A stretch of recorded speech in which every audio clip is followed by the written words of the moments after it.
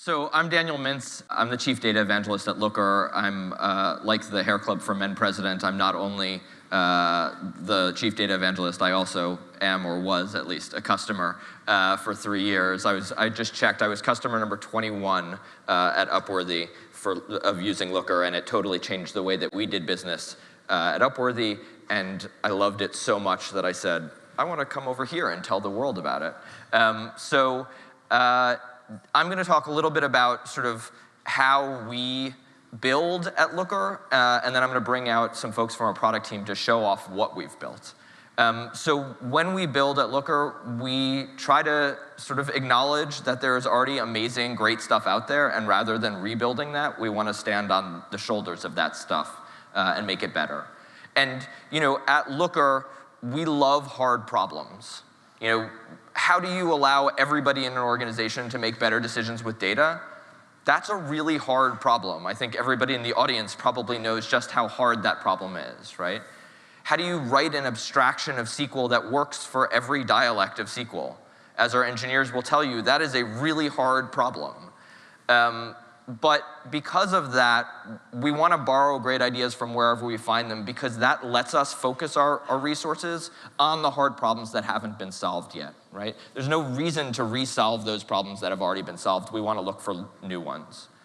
So, when we looked at sort of the life of business intelligence, and Frank talked a little bit about this yesterday, we looked at where BI had come from. And I think everybody knows this feeling of bottlenecks, right? Of the analyst becomes the bottleneck. We saw that over and over. We saw it with that first wave of BI because they were the only ones who had access to the data. And so you had to go through them to get access to the data. And we looked at the reaction to that, right? Which was sort of data chaos. Everybody slices off their little bit of data, puts it in a server under their desk.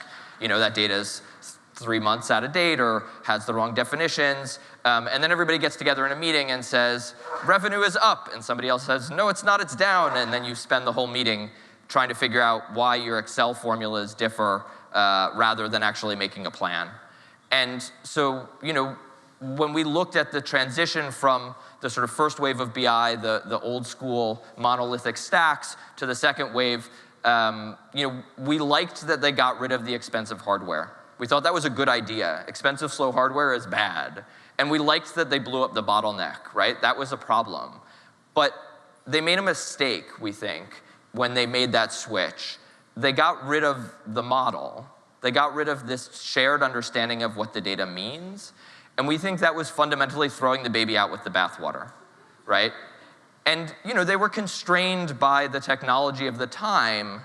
And so that's part of why they did that, but we think that was a real mistake, and we wanted to bring that back, right? We think that shared meaning thing is great. That's important. Without that, nobody can agree on what your data means.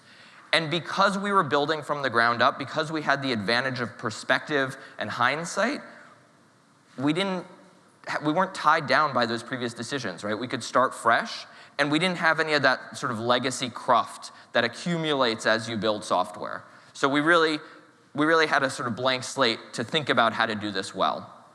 And so the first thing that we did was we looked at the database space, and we said, oh my goodness, people are doing amazing things in this space. Databases are getting close to infinitely fast, close to infinitely cheap, right? The people from 30 years ago doing BI wouldn't recognize databases today. They are so fast. When I first got on an MPP database, I'd been using MySQL, and it blew my hair back. Like, I was just like, oh my God, this query would have taken 20 minutes on my MySQL database, and I got it returned in 2 seconds. So because we knew people were doing great work in that space, we didn't want to redo that work. That seemed like a waste, right? We didn't want to build our own analytics engine. Instead, we wanted to take advantage of all the speed and the power and the cost savings that those database folks were doing, and we wanted to set ourselves up to take advantage of the features that they hadn't rolled out yet, but we knew that they would, right? Those are great ideas that those folks are having, and so we wanted to build a tool that could take advantage of that could sit on top of that. Then we ran up against this problem of collaboration, and this is something that's bedeviled sort of analysts and data folks for a long time, right? I have a lot of people doing analysis, developing models. How do I get them all to work together without crashing into each other? SQL, as Lloyd said, isn't a collaborative medium, right? You can't read your own SQL, let alone somebody else's SQL. Luckily, programmers have already solved this problem. They have version control systems, things like Subversion and Git, right? These are incredibly powerful systems for letting a lot of people work on the same project and then integrating their work in a sort of elegant way. So from day one, actually before day one, I believe, I was looking at the commit list, before the product had launched to anybody, Looker integrated Git, right? Version control via Git, and this is critical to the way we do things. And because programmers had already solved this problem, we didn't want to resolve it. So we didn't want to reinvent that wheel, we used Git. Great. So then the next thing that we ran up against was, this feeling of like when you hit a brick wall or a giant, maybe I should have used a Game of Thrones show, whatever. Anyway, but we were asking you all to make a real commitment to learning a new language, right? And we knew from our own experiences that when you're programming and you get stuck, you are stuck. You cannot move forward. There's nothing else to do until you solve that problem. And I think people who haven't experienced this themselves say, well, why don't you just go work on something else until someone can help you? But we all know that doesn't work, right? The cost of switching your brain over there, it doesn't work. You need to solve that problem now, and you're stuck until you do. Programmers have solutions for this. They have things like Stack Overflow, right? They have these incredible resources that are rich and any question you can come up with about Python probably has already been asked and answered on Stack Overflow. But there wasn't a built-in community to rely on for LookML, because this was a new thing. So we wanted to build that community, and I think everybody here is evidence that we really are building a community.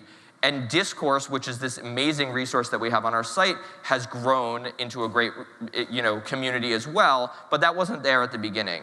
And we thought the model of, well, email support and someone will get back to you within 2 business days simply wasn't going to work, because you couldn't be stuck for 2 days. That wasn't okay. So Looker added in-app chat before it even had come out of stealth mode. And the folks doing chat at Looker are not first-line support who say, well, have you tried rebooting your computer, right? That is not the question that you get from Looker. You get people like Mike Shu, who's here. He's an architect at Looker today. I remember chatting with him. People like Zach Michael, who manages chat support now. He's here and has socks, if you can find him, that he will give you. And even Lloyd himself. Like, I had many great amazing chats where I'd start with one person and then they'd say, hold on, Lloyd wants to talk to you, and Lloyd would jump into chat and start answering my questions. This was core to the way that Looker did things from the very beginning. So then the next thing, as we sort of moved forward, we were like, haha, visualizations. We probably want visualizations in Looker, right? Well, again, this is a problem that's been solved relatively well. There's this thing called D3. It's this amazing library that lets you do just about any visualization you can imagine. And so Looker could have started from scratch and built its own visualization library, but we said, that doesn't make sense. This is a well-solved problem. Let's use D3. So all of Looker's visualizations are built on D3. That's let us continue to expand the library of visualizations that are available to you. It means if you have your own custom visualizations that you want to plug into Looker, you can do that, because we're using a well-known, we're standing on the shoulders of giants, right? Someone had already invented D3. We didn't need to reinvent it. And I think that idea permeates the culture at Looker, and it permeates this whole idea of LookML, right? LookML says, we don't want to reinvent SQL. SQL is a giant. It's amazing. It's incredibly powerful. It's versatile. It's everywhere. But we want to solve its problems. We want to, stand on its shoulders. So, how do we abstract away from all the low-level concerns? Because the reality is, most of the time, if you're programming in SQL, you don't, or sorry, not if you're programming in SQL. If you're programming in SQL, you definitely don't care about garbage collection, which is what I was going to say. But most of the time, if you're programming in Python or something, you don't care about garbage collection, and so Python handles that for you, right? There is a way to get at that if you need to, but most of the time, you don't care about it. What you want to do is you want to build cool stuff. And that's what higher level languages are about. They're about letting you focus on building cool stuff.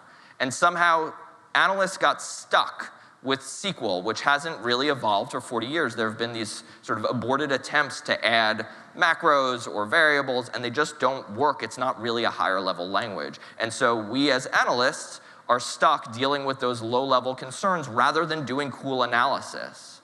And that stinks. So that's where Looker 4 comes in, right? So Looker 4 is a huge update. And we're going to show you a few of them, but right before we do, we wanted to take a little jump back in a little time machine and show you what Looker looked like way back and how far we've come.